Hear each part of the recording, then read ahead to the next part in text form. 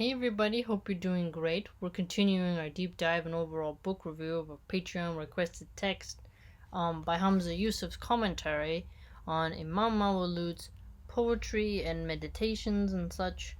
It is of the Sufi branch of Islam from my understanding.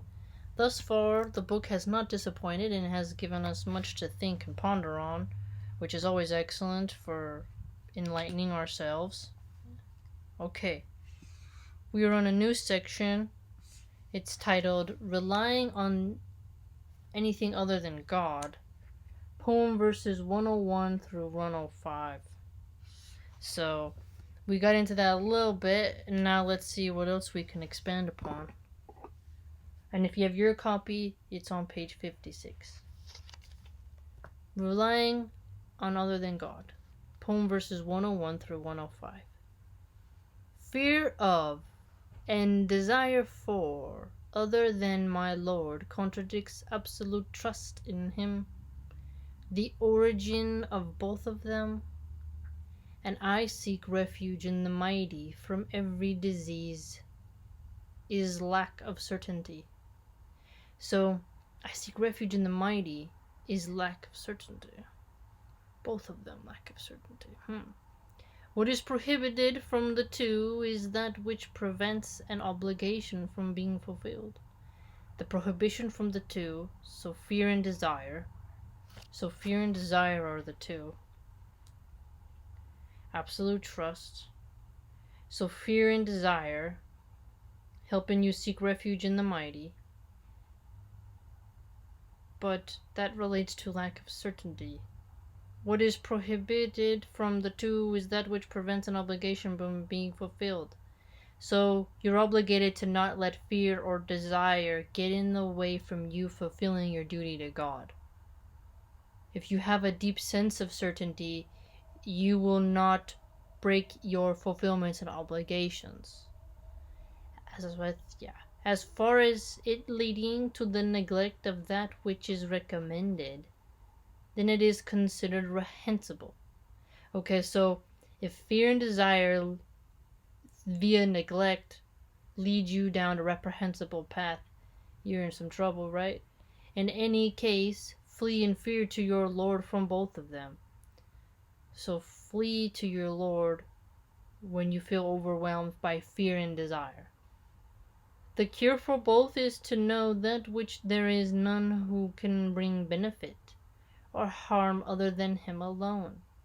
Yes, so the cure when you feel overwhelmed with fear and desire is to turn to your Maker and ask to have your certainty fulfilled, and to also make sure you can do your obligations, because if you don't check those emotions of fear and desire, they will overrun you and you'll be enslaved to them instead of submitting to God, right? Definition and treatment. Fearing or desire anything other than God runs contrary to trust and reliance on God. Taqwa. No, it's called tawakkul. Okay, reliance on God is called tawakkul.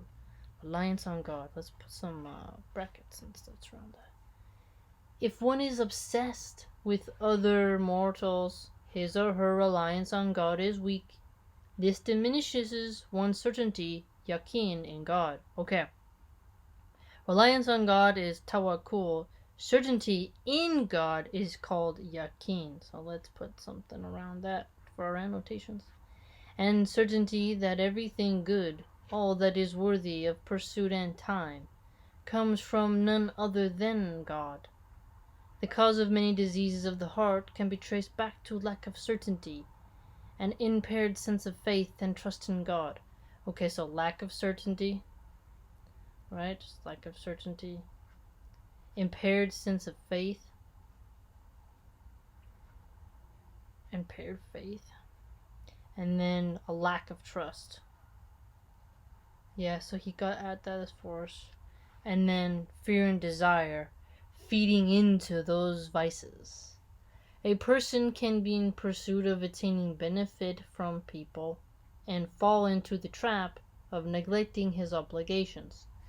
Yes, as well as those meritorious acts that invite untold blessings. I like how he worded that. Meritorious acts that invite untold blessings. So, untold. You don't even have to be told.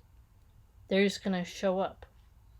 And dimensions of realization to one's life. Dimensions of realizations to one's life.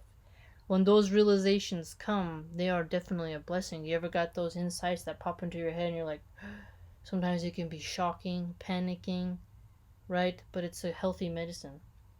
One needs to seek refuge in God from the kinds of fear and desire that divert one's attention and striving away from God. So kinds of fears and desires that divert one's attention away.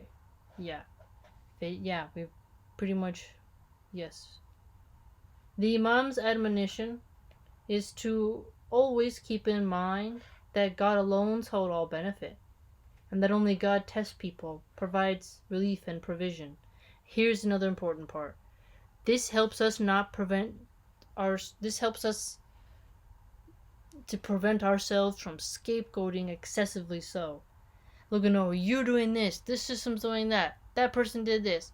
It's like, figure out what you can learn from whatever crappy situation you're in. Help someone else not to do it, to get out of it, whatever it is. Endure and go forward and push on, right? The benefit comes from God. It's not going to be from a miracle economic system or any politician. It's essentially going to come from God alone, and your predicament thereof is a test for you, and it's a trial for an appointed time.